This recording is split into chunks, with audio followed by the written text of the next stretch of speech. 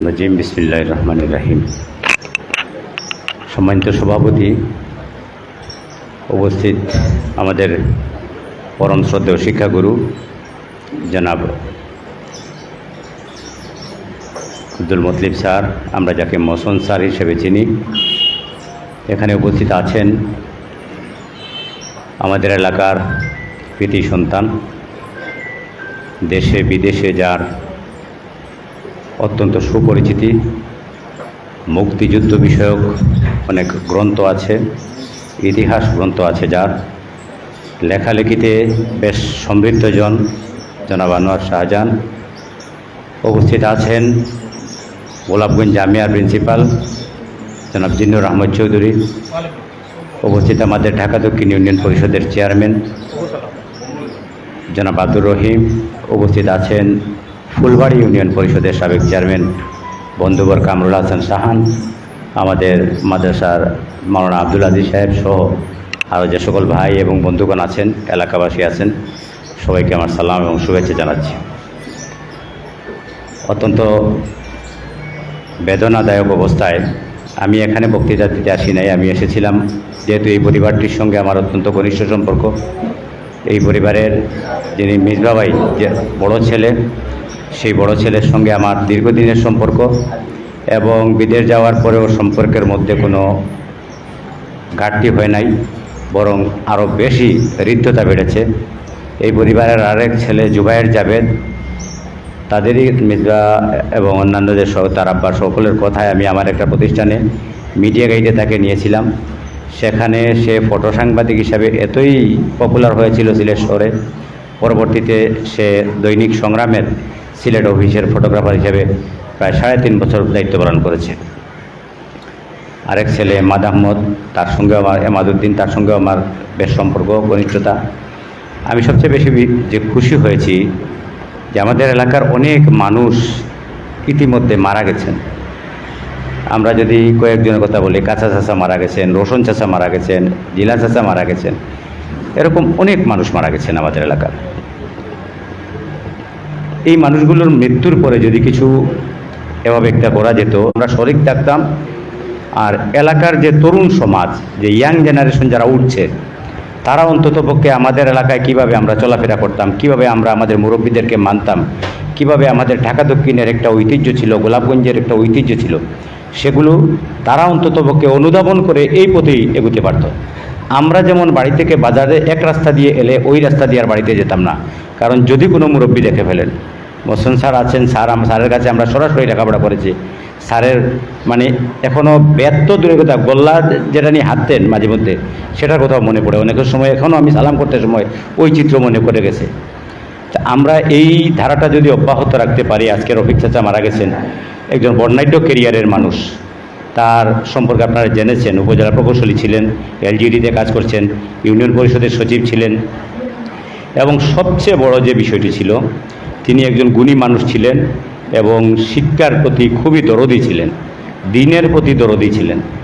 এই মানুষটিকে যখন আমরা হারিয়েছি, তখন আমরা এরকম একটি আয়োজন করতে পেরে আর এই আয়োজনে শরিক হতে পেরে আমি নিজেকে ধন্য মনে করছি। আপনারা যে আয়োজন করছেন ঢাকা দক্ষিণ জনকল্যাণ সমিতি, আমি অনুরোধ করব আপনারা এই এলাকার যে সকল বরেণ্য ব্যক্তিবর্গ দুনিয়া থেকে বিদায় নেবেন। আমরা পারি নাই, আমাদের ইনাম আহমেদ চৌধুরী 12 ফুটের একজন গর্বিত সন্তান, যার পরে আমরা গর্ব করতাম, তার মৃত্যুর পরে আমরা একটা স্মরণ সভা করতে পারি নাই।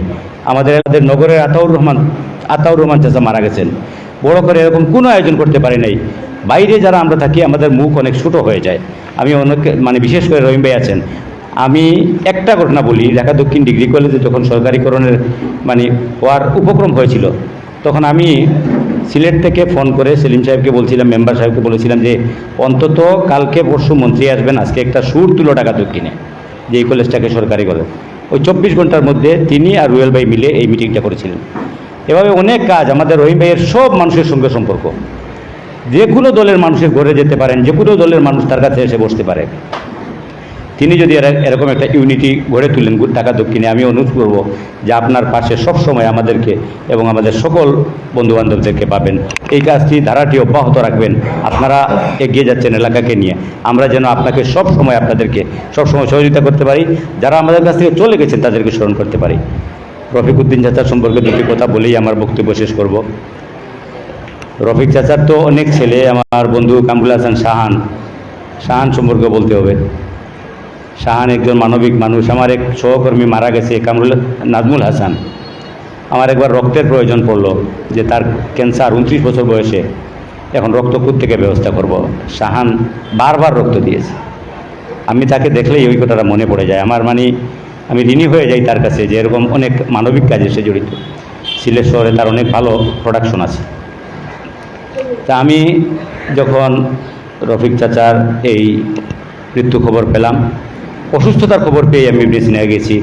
লাশটা পর্যন্ত আমি গাড়িতে করে বাড়িতে নিয়ে এসেছি। আমার সৌভাগ্য হয়েছে মরচুয়ারিতে লাশ রাখা শুরু। এই পরিবারের একজন মেম্বার মনে করে আমি এই কাজগুলো করেছি। সবচেয়ে বড় যে বিষয়, তিনি মানুষকে ভালোবাসতেন এবং তার সন্তানগুলো সুসন্তান হয়েছে, প্রত্যেকটি সুসন্তান। আজকে মিসবাভাই আমেরিকায় থাকেন, কাজ করেন, চাকরি করেন, এর সুবাদে তিনি ভালো লেখালেখি করেন।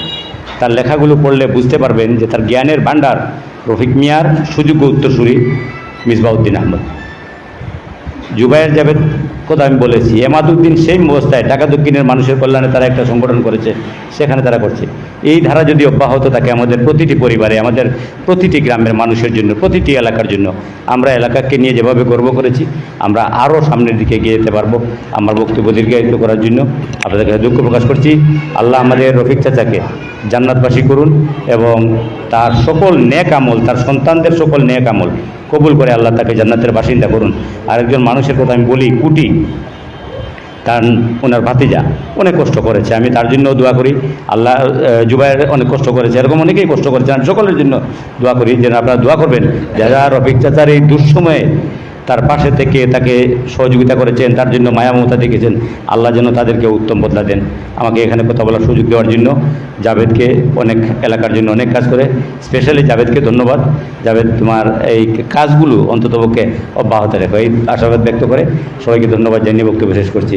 মালিক মামার কথা তো কিছু বলি নাই, উনি মনে হয় সভাপতি এখানে, আমি পরে এসেছি এই জন্য বলি নাই।